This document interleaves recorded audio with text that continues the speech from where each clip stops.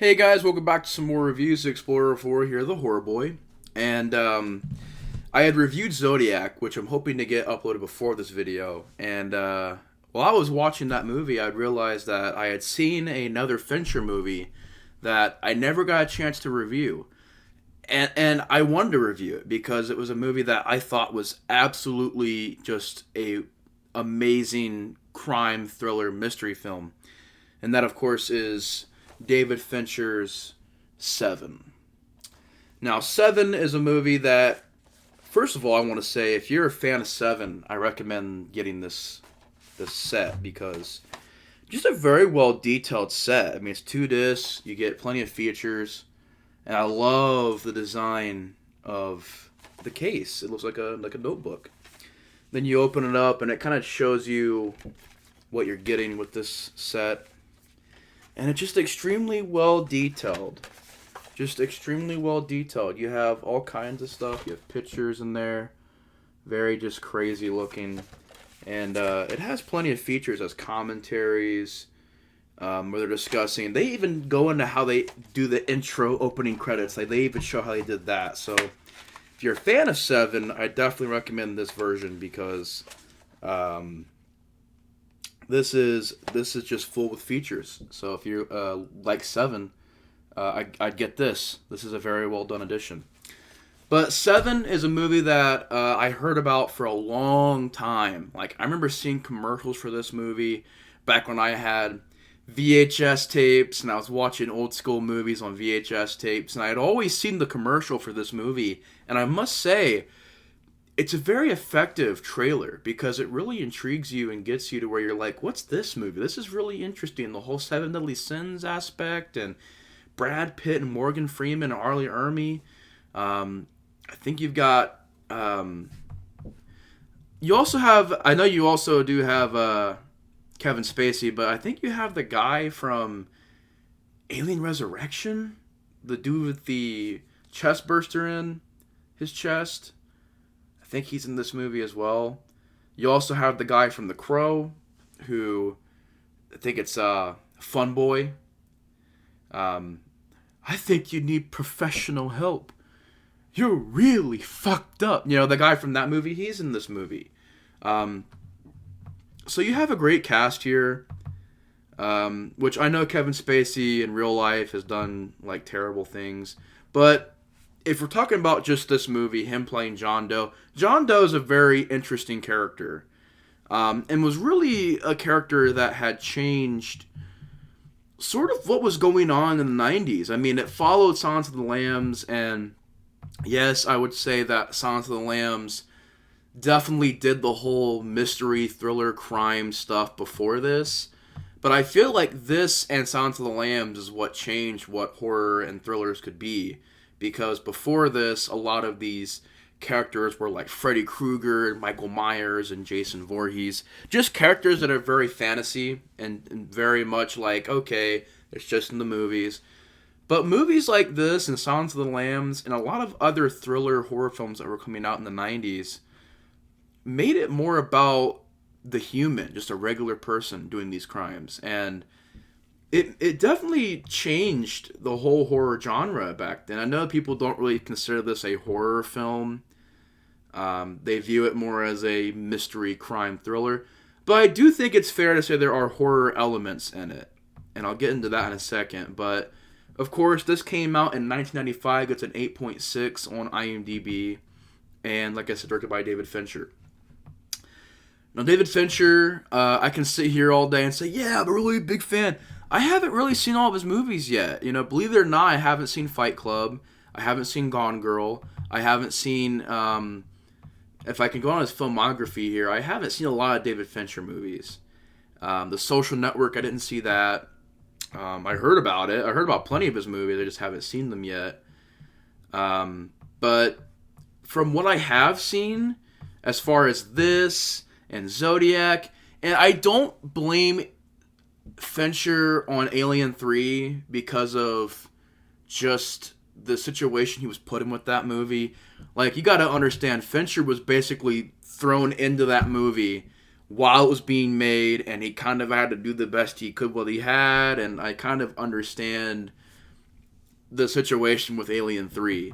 I'm not a big fan of Alien 3. I mean, I'm just not. I've tried to love that movie. I really have. I have been trying to love that movie for years. I sit down with a positive mindset, and you know what? And I'm like, I'm going to give Alien 3 a chance. I'm going to love this movie. And then I sit down and I watch Alien 3, and I'm like, no, it just doesn't work for me. But I don't blame Fincher on that, because he kind of had to do with what he kind of had to deal with what he had, you know, and he definitely, if anything, that movie looks great. Like, he shot it very well. It's a lot of good camera techniques, and I think it has a good style to it that you'd go on to see in other movies. But I've seen Seven. I haven't seen The Game. I haven't seen Panic Room. I haven't seen The Social Network. I've seen Zodiac and gave that a review. Love Zodiac. That's a great movie. I didn't see Gone Girl yet. I know he's also very well known for doing music videos, which I don't think I've seen very many of the music videos he's made, but says he like, you know, Billy Idol, Iggy Pop, Madonna, Aerosmith, just a lot of different various music videos he did. But David Fincher at this movie, I mean, the movie's got a very simple plot. I know everybody's wondering, am I going to get into the plot? Very simple plot, and it works very well. It's basically, you got two detectives. One is the more seasoned veteran who's kind of got sort of a down look on life, where he definitely acknowledges more of the bad than the good. You know, he sort of knows where the world's at and where it's going. And he's played by Morgan Freeman. And then you have Detective Mills, who's played by Brad Pitt, who's a much more open-minded individual, has a little bit more hope than Detective Somerset, but at the same time, he can kind of also admit that, you know, things aren't looking too good. And they get this case, this murder that happens, where they just treat it as a normal murder at first, and then they realize these events are happening to where these murders are starting to become the 7 deadly sins. You know, gluttony, greed, sloth, envy, wrath, lust, pride. And if people are wondering, yes, I read it off the poster. I don't have them all memorized, but they basically try to solve these murders. And Brad Pitt's character is more like, you know, I think we can solve this. It is possible. Morgan Freeman's character is more like, I don't think we're going to solve this. This is just too far out of hand. And you've got two characters with two different mindsets. And it's kind of like one of those things where, which one do you identify with more? Are you more with a positive mindset or more with a negative mindset? Or you can like both characters. And eventually Morgan Freeman does begin to have faith and have hope and does start to believe that maybe things can turn around. But yeah, this movie is just about them looking for this character named John Doe, who's this guy who's playing games with them. Kind of does remind me of Zodiac, where he is calling them and taunting them, and there's various amounts of clues on who he's killing next, and leaving, you know, messages behind for the police, and toying with the police. So it definitely reminded me of the Zodiac in that mindset, or in that right. But yeah, the movie's just very well shot. I must say, for 1995, this movie looks amazing. Like, amazing. And this is on DVD. I kind of want to get this on Blu-ray. Like, this exact set, if they could release this on Blu-ray, that'd be amazing. I'm not sure if they have it on Blu-ray or not, but I would definitely recommend to watch it on Blu-ray.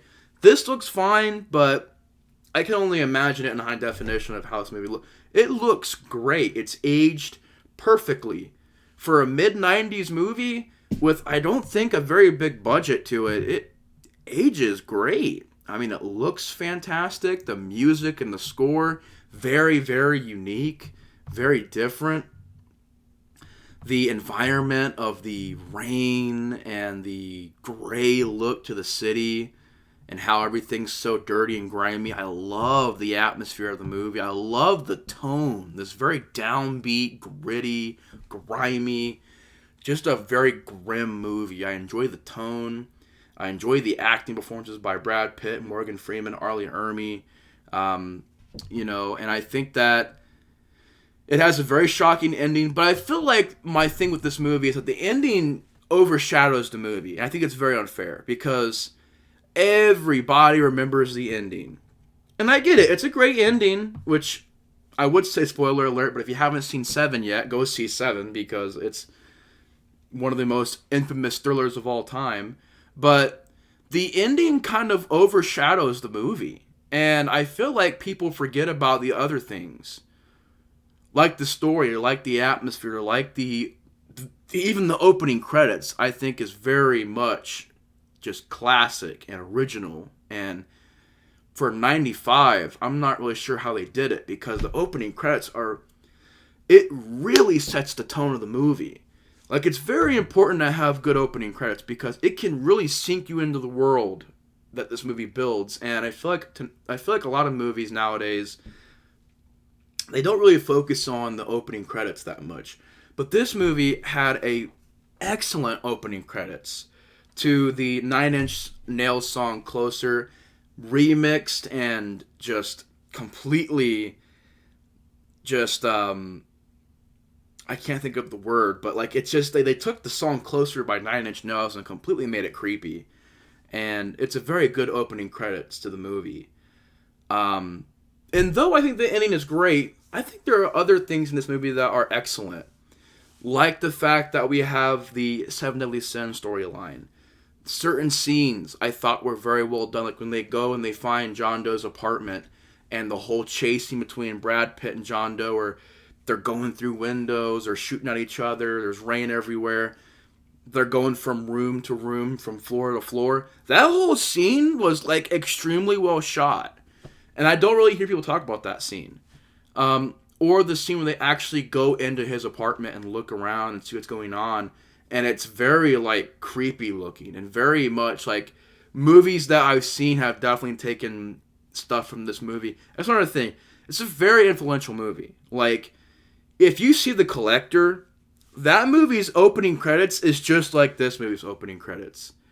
Or just a lot of those grimy movies from the 2000s, like Wolf Creek, or Rest Stop, or maybe even a little bit of Wrong Turn.